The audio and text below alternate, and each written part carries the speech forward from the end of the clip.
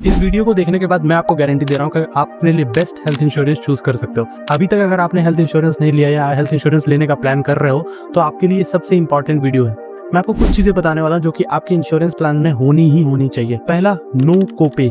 कोपे का मतलब होता है कि इंश्योरेंस कंपनी के अलावा आप अपनी जेब से कितना पैसा खर्च कर रहे हो वो चीज मिनिमम से मिनिमम होनी चाहिए आपके इंश्योरेंस प्लान में। दूसरा, आपके इंश्योरेंस प्लान में कोई रूम रेंट की लिमिटेशन नहीं होनी चाहिए या लिमिटेशन कम से कम रहनी चाहिए। तीसरा, आपके इंश्योरेंस में pre and post hospitalization cover होना ही चाहिए। इसका मतलब ये है हॉस्पिटलाइजेशन से पहले और हॉस्पिटलाइजेशन के बाद का भी खर्चा आपको इंश्योरेंस कंपनी देख रही है। चौथा, जो सबसे इंपॉर्टेंट है, आपके इंश्योरेंस का जो पीईडी वेटिंग पीरियड होता है वो कम से कम होना चाहिए। अब ये पीईडी वेटिंग पीरियड क्या होता है? पीईडी का मतलब होता है प्री एक्जिस्टिंग डिसीज, मतलब आपको पहले से कोई डिसीज है तो उसको क्लेम करने के लिए इंश्योरेंस कंपनी आपको एक वेटिंग पीरियड देती है और उस वेटिंग पीरियड का टाइम आपको कम से कम रखना है। इसीलिए आप एक ऐसा हेल्थ इंश्योरेंस चूज करो जिसमें पीईडी वेटिंग पीरियड टाइम कम से कम हो। पांचवा पॉइंट है, आपके इंश्योरेंस में रिस्टोरेशन कवर जरूर होना चाहिए। इसका मतलब ये है कि आप एक बार अपने इंश्योरेंस कवर को क्लेम करने के बाद दूसरे बार भी आप सेम ईयर में अपने इंश्योरेंस को क्लेम कर सको। इसको बोलते हैं हम रिस्टोरेशन कवर। ये चीज जरूर ध्यान रखना। तो ये 5 पॉइंट्स ऐसे हैं जो कि आपके हेल्थ इंश्योरेंस में